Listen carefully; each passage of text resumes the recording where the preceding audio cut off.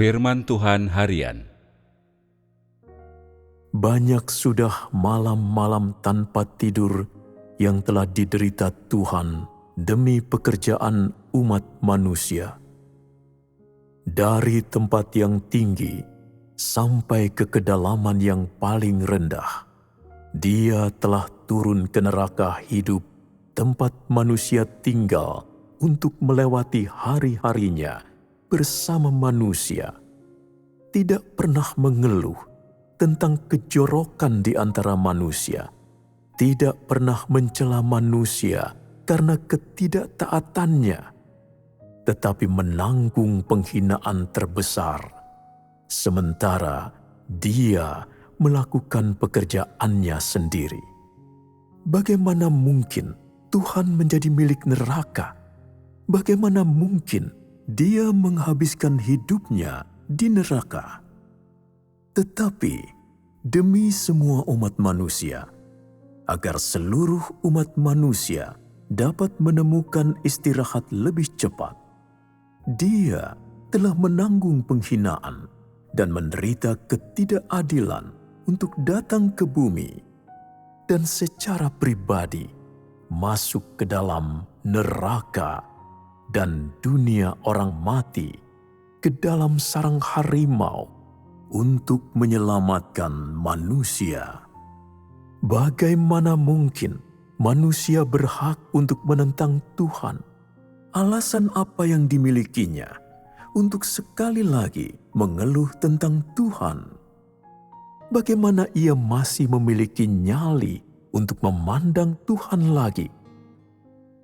Tuhan dari surga telah datang ke negeri yang paling kotor dan jahat ini tanpa pernah melampiaskan keluhannya atau berkeluh kesah tentang manusia.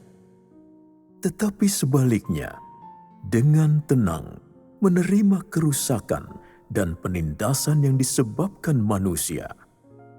Tidak pernah Dia membalas tuntutan-tuntutan manusia yang keterlaluan.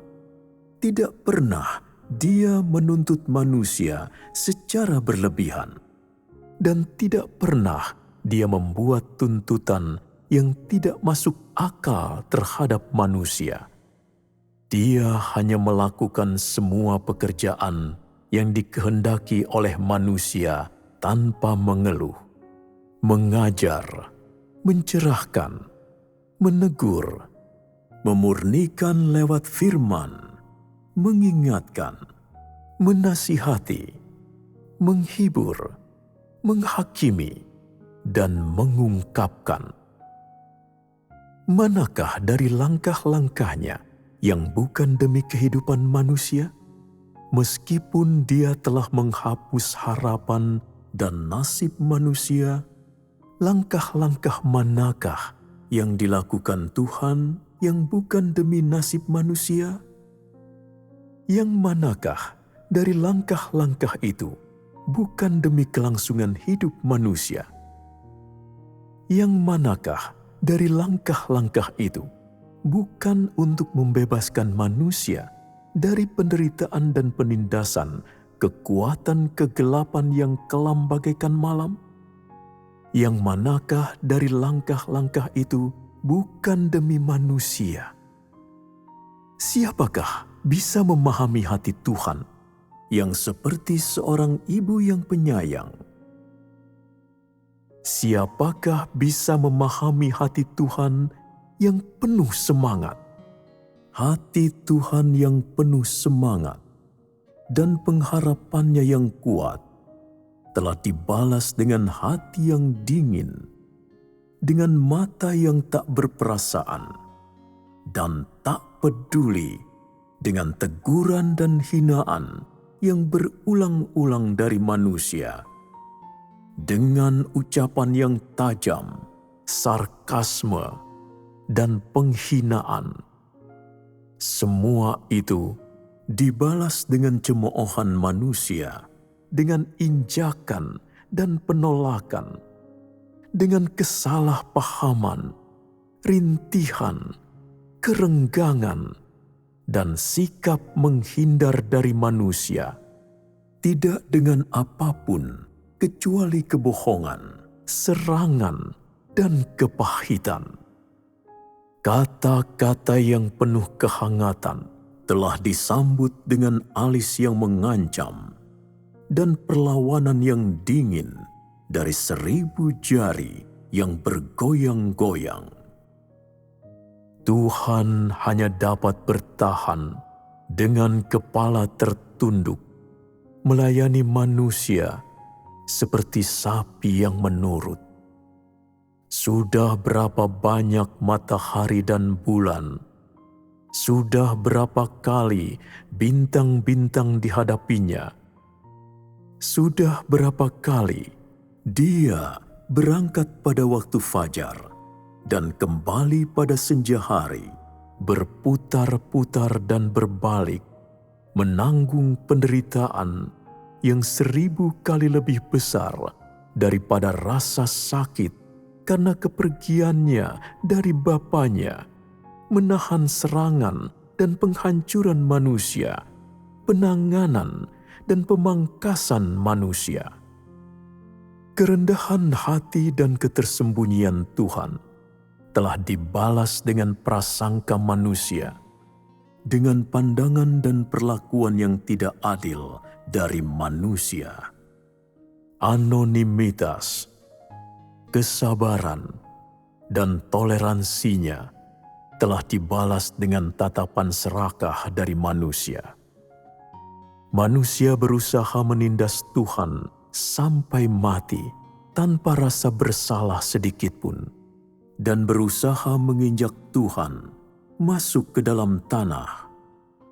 Sikap manusia dalam memperlakukan Tuhan merupakan salah satu kepandaian yang langka, dan Tuhan yang ditindas dan dipandang rendah oleh manusia dihancurkan sampai rata di bawah kaki puluhan ribu orang, sementara manusia sendiri meninggikan diri, seolah-olah ia akan menjadi raja di istana, seolah-olah ia ingin merebut kekuasaan mutlak, menjalankan kekuasaan dari balik layar, membuat Tuhan menjadi sutradara yang bertanggung jawab dan taat aturan di balik layar, yang tidak diperkenankan untuk melawan atau menimbulkan masalah.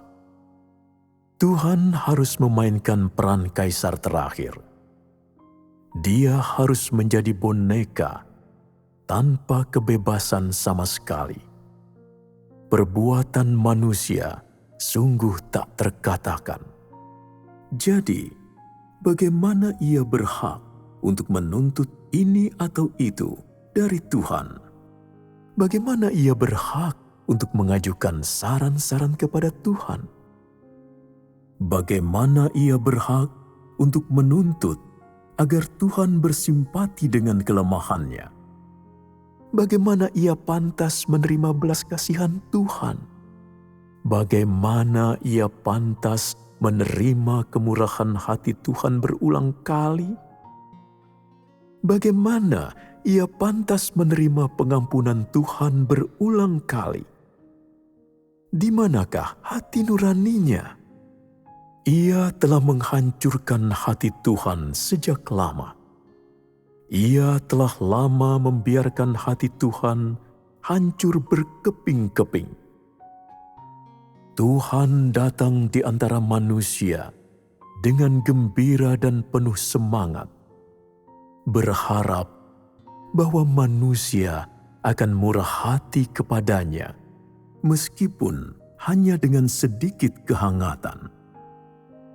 Namun hati Tuhan tidak cepat dihibur oleh manusia. Yang diterimanya hanyalah serangan dan siksaan yang semakin bertambah dengan cepat. Hati manusia terlalu rakus, keinginannya terlalu besar. Ia tidak pernah bisa dipuaskan. Ia selalu jahat dan membabi buta.